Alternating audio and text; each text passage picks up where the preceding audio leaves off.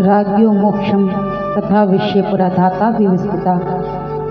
ब्रह्मा जी ने देवताओं से कहा, भागवत कोई किताब नहीं है, भागवत कोई पोथी भी नहीं है।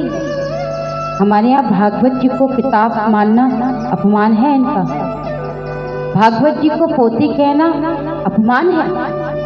श्रीमद् भागवताख्योयम प्रत्यक्ष कृष्ण एवं ही।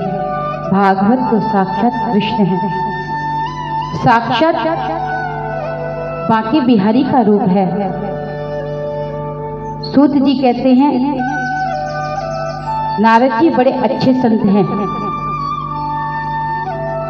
नारम ज्ञानम तथातीत नारद, जो ज्ञान देता है उसको नारद कहते हैं, या नारम अज्ञानम द्यतीत खंडेतीत नारद, जो अज्ञान का खंडन करे उसको नारद कहते हैं।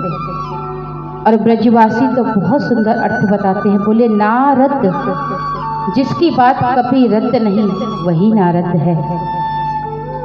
तो सप्ताह श्रवण विधि कुमारे सदस्य भाषितम, सप्ताह श्रवण की जो विधि है वो तो नारद जी ने सनत कुमारों के पास में बैठ के सुनी थी। 7 दिन सनत कुमारों के पास बैठ के सुनी थी। संतों ने कहा, क्यों जी? हमने तो सुना है कि नारद जी ज्यादा कहीं बैठते नहीं, और सनत कुमारों के बारे में सुना है कि वे ज्यादा कहीं घूमते नहीं। तो फिर नारद जी का सनत कुमार से मिलना कैसे हो गया? और सनत कुमारों ने नारद जी को कथा कैसे सुनाई महाराज? ये तो हम जानना चाहते हैं ना विस्तार से। सूत जी बोले, एक बार नारद जी तीव्र गति से दौड़े दौड़े बद्रीनाथ धाम को जा रहे थे। चेहरा काला पड़ गया था, आंखों में से आंसू झड़ रहे थे। बद्रीनाथ धाम में उनको 4 भाई मिल गए, सनक, सनंदन, सनातन और सनत कुमार। मैं इन चारों के बारे में आपको बताऊंगा। ये देखने में लगते हैं 5 बरस के, लेकिन उम्र है 50,000 बरस की। नारद जी को देखते ही सनत कुमारों ने प्रश्न किया कि कथम ब्रह्मदीन मुखः कुतश्चिन्तातुरो भवान् त्वरितं गम्यते कुत्र कुतश्चागमनं तव। नारद जी, आप कहाँ से आ रहे हैं? आपका चेहरा तो बड़ा उदास दिखता है, क्योंकि चेहरा जो होता है ना, वो पूरे शरीर का कैमरा होता है। व्यक्ति के चेहरे को देखने से पता चलता है कि वो कितना विद्वान है, कितना मूर्ख है, कितना बनावटी है। सब कुछ उसके चेहरे पे लिखा होता है। नारद जी से पूछा, आप कहाँ से आ रहे हैं? आपका मुख बड़ा बड़ा दुखी दिखता है हमें।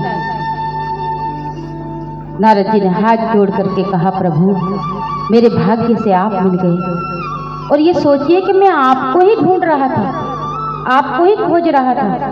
हाँ हाँ, बताइए ना, क्या बात हुई? बोले, मैं अपने लिए कोई दुखी नहीं हूँ, मुझे अपने लिए कोई कष्ट नहीं महाराज। तो क्या हुआ कि अहम तु पृथ्वी यातो ज्ञात्वा सर्वोत्तमामिति पुष्करम च प्रयागम च काशी गोदावरी तथा। महाराज, मैंने इस पृथ्वी को सबसे श्रेष्ठ समझा, इस भूलोक को सबसे श्रेष्ठ समझा महाराज।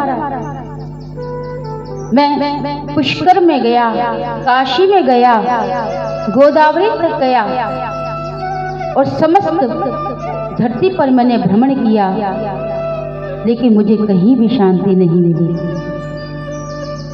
मैंने देखा सनत कुमार जी कि कहीं भी सत्य नहीं है। यदि कोई एक बार सत्य बोल दे तो बोर्ड लिख करके बाहर टांग देते हैं कि राजा हरिश्चंद्र के बाद तो अब हमारा ही नंबर है। सत्यम नास्ति तपा सोचम दया दानम न विद्यते, कोई सत्य नहीं बोलता। इतना ही नहीं महाराज, यदि गृहस्थ जीवन में कोई कार्य पड़े तो तरुणी प्रभुता गेहे शालुको बुद्धिदायका। कोई मांगलिक कार्य कोई गृहस्थी करता है तो दादी बाबा से सलाह नहीं लेते, ससुराल से साले जी को बुला करके पूछते हैं कि बताइए ये कार्य कैसे करें। मैंने संतों के आश्रम में जाकर के देखा महाराज कि कहीं भी संतों का सम्मान नहीं, न योगी ने व सिद्धोवा, न ज्ञानी सत्क्रियो न रहा। इस अवगुणों को देखते हुए जब मैं श्रीधाम वृंदावन में पहुंचा, शरद कुमार चारों भाई पालती लगा के बैठ गए। हाँ नारद जी, तो भ्रमण करते करते जब आप श्रीधाम वृंदावन में पहुंचे तो आपने क्या देखा? क्योंकि वृंदावन का नाम आते ही मुख अपने आप मीठा हो जाता है। बोलिए जय श्री कृष्ण। नारद जी बोले मैंने एक बहुत विचित्र आश्चर्य देखा। क्या?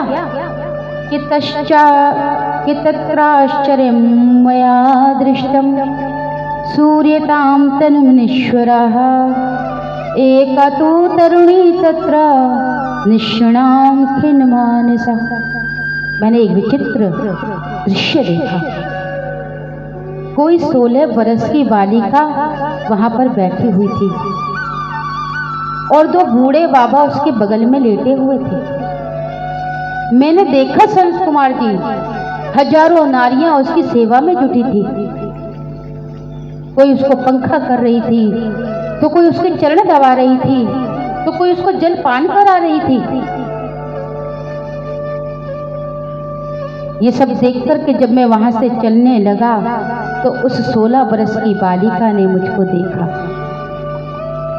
और देखते ही कहने लगी कि भो भो साधु क्षणं तिष्ठ मन चिंतामपि नाशया दर्शनं तव लोकस्य सर्वथा गहरं परम।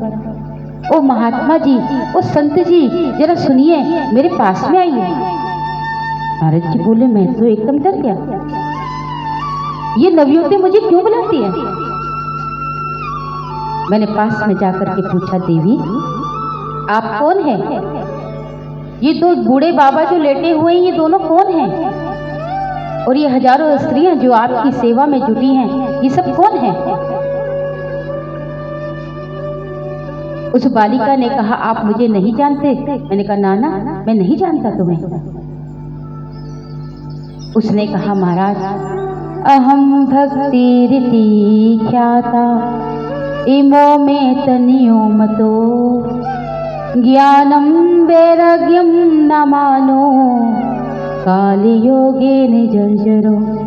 महाराज मैं भक्ति हूँ, मेरा नाम है भक्ति माता। और जो ये 2 बूढ़े बाबा लेटे हैं ना, ये कोई बाबा नहीं है, ये मेरे पुत्र हैं। एक का नाम ज्ञान है और दूसरा वैराग्य है। महाराज उत्पन्ना द्रविणे साहम वृद्धिम कर्नाटके गतः। मैं द्रविड़ में उत्पन्न हुई। एक बात मैं आपसे कहूंगा, भक्ति का प्रादुर्भाव यदि कई हैं तो वो दक्षिण भारत में है। भारतीय परंपरा क्या है, भगवान की पूजा किस विधि से होनी चाहिए, यदि ये सब आपको देखना है तो दक्षिण भारत में चले जाओ। भक्ति देवी कहती है कि मैं दक्षिण में प्रकट हुई, कर्नाटक में मैं बड़ी हुई, कहीं कहीं महाराष्ट्र में मेरे को सम्मान भी मिला महाराज, और गुजरात आते आते मुझको बुढ़ापा ने घेर दिया।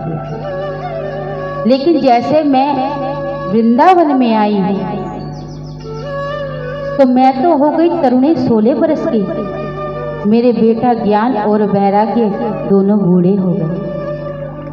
अब मैंने आपको तकलीफ इसलिए दी है महाराज कि आप संसार के कष्टों को दूर करते हैं, तो मेरे भी दुख की निर्वृत्ति करो, मेरे भी कष्ट को दूर करो महाराज। नारद जी एकदम मौन हो गए और अपने मन में विचार करने लगे। हाथ जोड़ करके बोले, माँ मैं आपको प्रणाम करता हूँ। दरअसल जिस चीज के ग्राहक कम हो जाते हैं ना, उनको सस्ते में बेचना ही पड़ता है।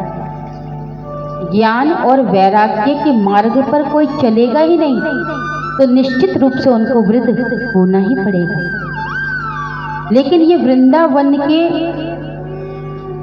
प्रभाव है, वृंदावन की इस धरती का प्रभाव है कि धन्यम वृंदावन मतेन भक्ति नित्य यत्र च, जहाँ भक्ति भी नित्य करती है। आपको खेद करने की जरूरत नहीं। भक्ति ने कहा, महाराज मैंने सुना कि जब राजा परीक्षित यहाँ से गए थे तो उनको कलयुग मिला था। मार ही डालते कलयुग को तो अच्छा रहता ना। नारद जी ने कहा, माँ परीक्षित महाराज ने अपने मन में विचार किया कि माना कि कलयुग में हजारों दुर्गुण हैं, लेकिन एक बहुत बड़ा सद्गुण भी है। यह है कलयुग कर परम प्रतापा, मानस कुंज होई नहीं पापा। कलयुग केवल नाम आधारा, सुमेर सुमेर नर उतरहि पारा। गोस्वामी जी कहते हैं ना, कलयुग सम नहीं आन युग, जो नर कर विश्वास, गाय राम गुण गण विमल, भवतन विनय प्रयास। आपको बिल्कुल खेद करने की जरूरत नहीं माता, क्योंकि जयति जगति माया यस्य काया धवस्ते, वचन रचन में कम केवलम चाकलय्य। ध्रुवपतिमपि यातो यत् कृपा तो ध्रुवोऽयं, सकल कुशल पात्रम ब्रह्मपुत्र नतास्मि। आपको खेद करने की जरूरत नहीं माता, क्योंकि विश्वास में बड़ी ताकत होती है। मेरे अंदर विश्वास है तो इस फूल में भी भगवान का निवास है।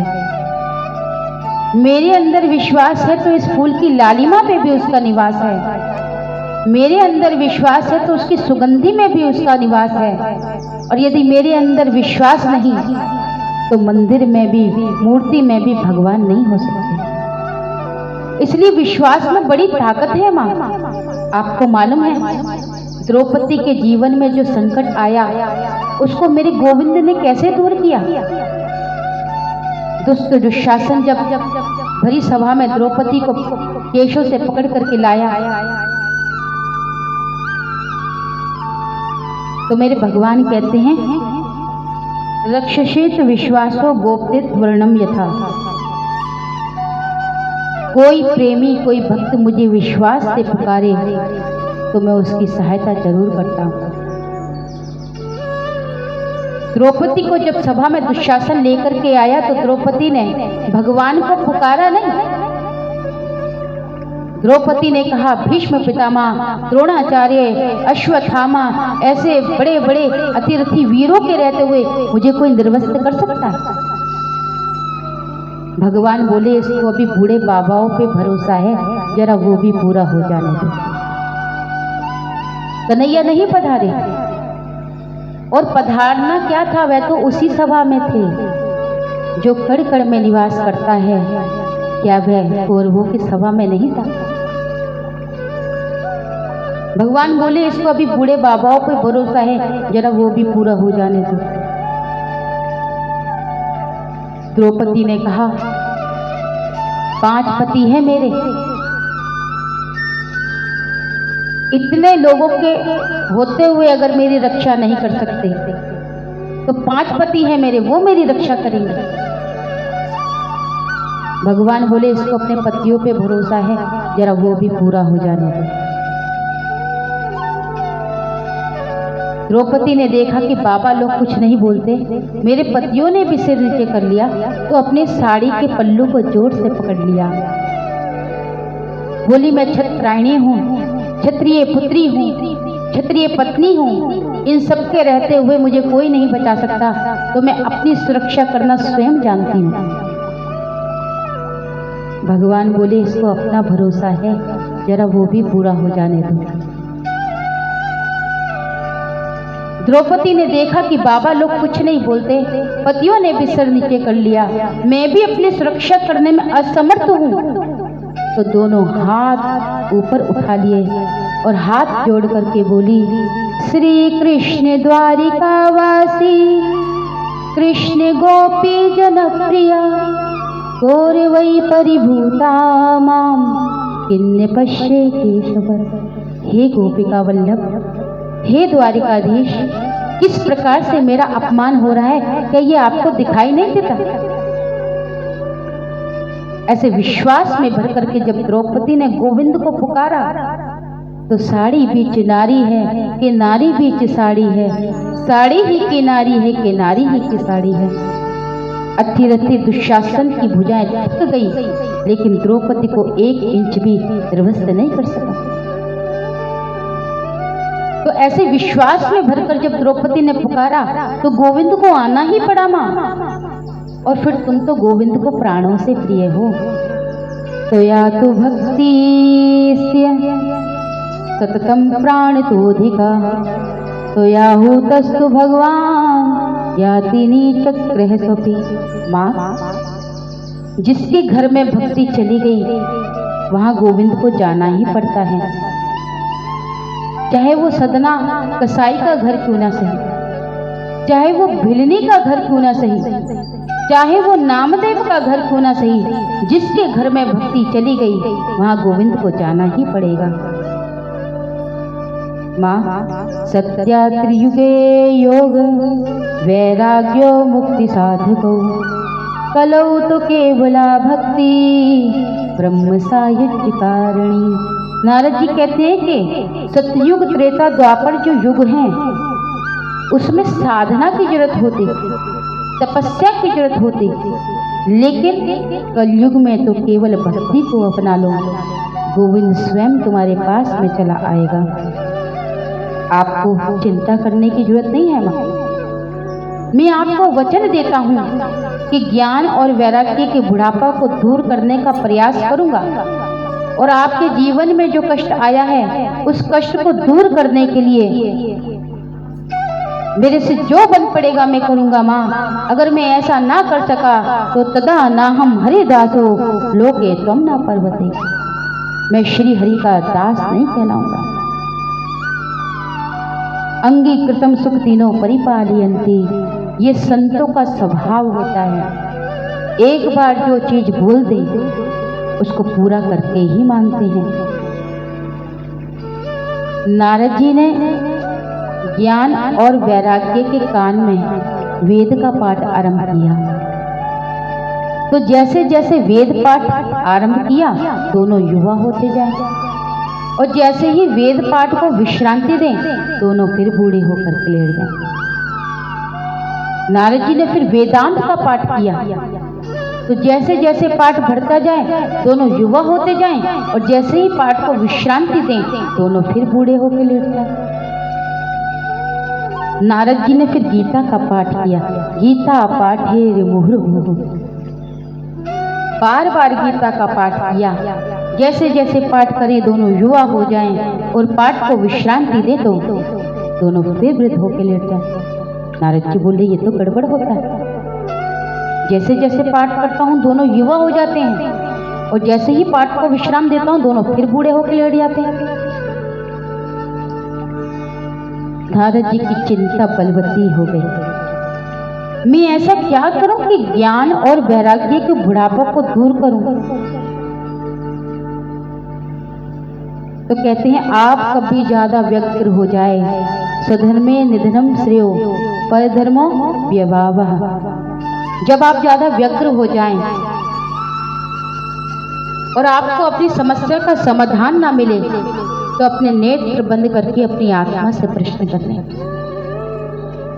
तो आपको अपनी आत्मा से ही उत्तर मिल जाएगा। नारद जी ने नेत्र बंद करे और अपनी आत्मा से प्रश्न किया कि ज्ञान वैराग्य के बुढ़ापा को दूर करने के लिए मैं क्या करूं।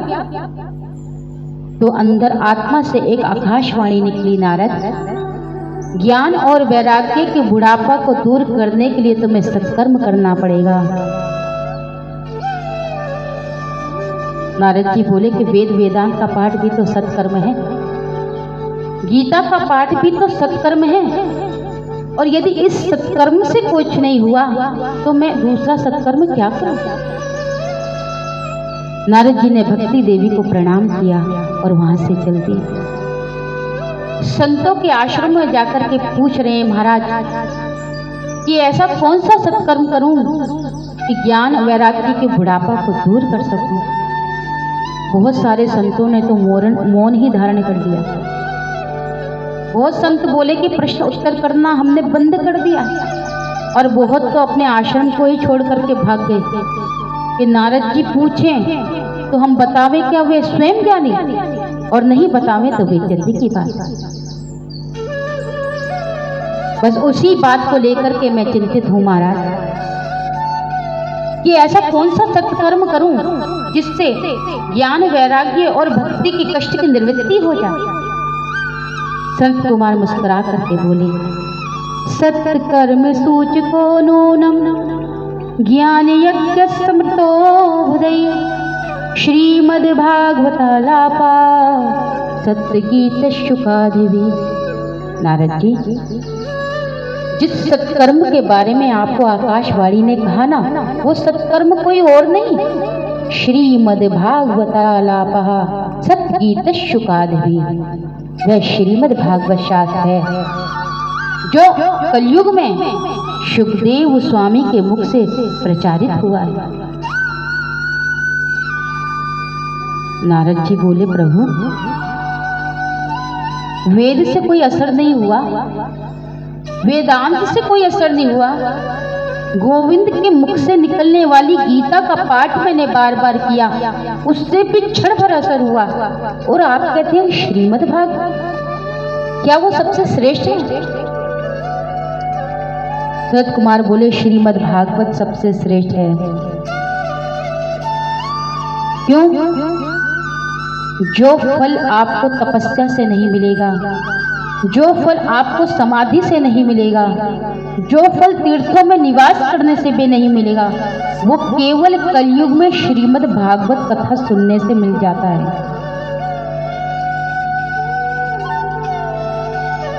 नारद जी बोले, क्या आप सच कह रहे हैं महाराज? बोले, हाँ। और इतना नहीं नारद जी, भगवान जब अपनी लीला का समापन करके जाने लगे तो उद्धव ने आकर के प्रभु द्वारिकाधीश से कहा कि आप जा रहे हैं अपनी लीला का समापन करके, आगे तो कलयुग आने वाला है, लोग आपको जानेंगे कैसे? तो भगवान मुस्कुरा करके बोले, उद्धव, ना मैं कहीं जाता हूं ना मैं कहीं आता हूं, मैं लोगों को दिख जाता हूं तो लोग कहते हैं भगवान आ गए, और नहीं दिखता तो लोग कहते हैं भगवान चले गए।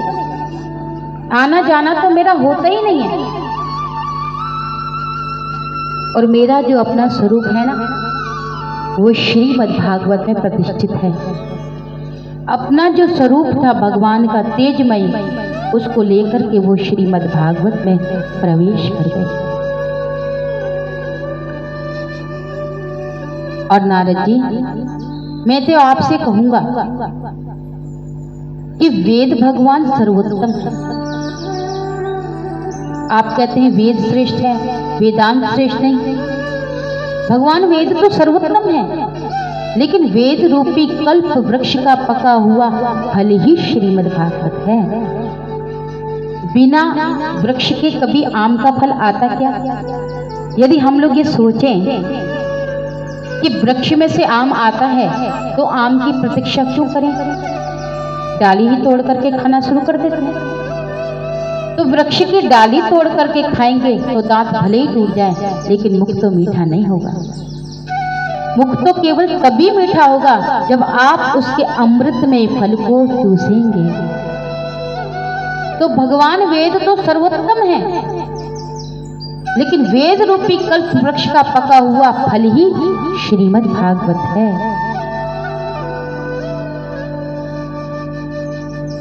नारद जी ने सनत कुमारों से हाथ जोड़ करके कहा, प्रभु यदि आपकी कृपा हो जाए तो क्यों ना आपके ही श्रीमुख से श्रीमद् भागवत का आयोजन हो जाए। यदि आप कृपा कर दें तो ज्ञान वैराग्य और भक्ति देवी का जो कष्ट है उस कष्ट की निवृत्ति आपके श्रीमुख से हो जाए। सनत कुमार बोले, देखो भैया, हम लोग ज्यादा कहीं घूमते फिरते नहीं, एक काम हो सकता है। क्या? बोले, आप भक्ति देवी से कहें कि वो थोड़ा आगे आ जाए और हम थोड़ा नीचे उतर जाए, तो कहीं बीच में ही कथा कर ली जाए। तो बद्रीनाथ धाम से सनत, सनंदन, सनातन और सनत कुमार हरिद्वार में पधारे। आनंद नाम के तट पर श्रीमद् भागवत कथा का आयोजन हुआ है।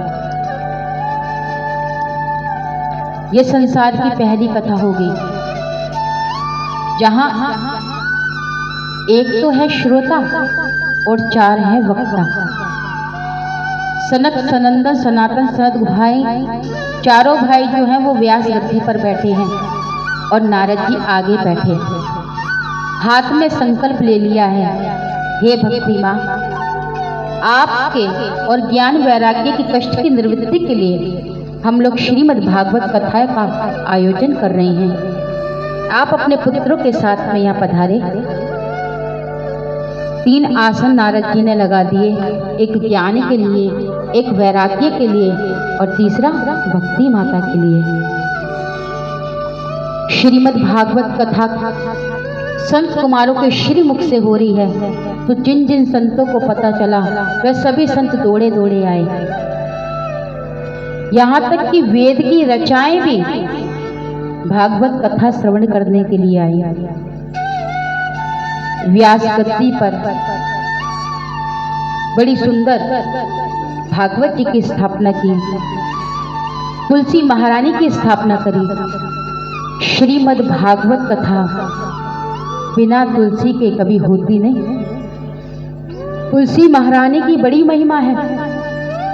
हमारे संत जन तो कहते हैं कि जो तुलसी की माला को धारण करता है ना, उसको किसी भी प्रकार की कोई रोग या किसी भी प्रकार की कोई हवा, वायु कभी नहीं लगती। तुलसी महारानी की बड़ी महिमा है और आप सब यही जानते हैं, ये भी जानते हैं कि ठाकुर जी को भोग में तुलसी जरूर चढ़ाई जाती है।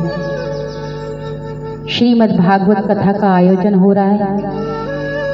सभी लोग बड़े अद्भुत तरीके से, बड़े आनंद से अपने अपने आसन पर बैठ करके श्रीमद् भागवत का रसापान कर रहे हैं। बड़े प्रेम से हम और आप बैठ करके श्रीमद् भागवत की कथा आगे सुनने का प्रयास करेंगे।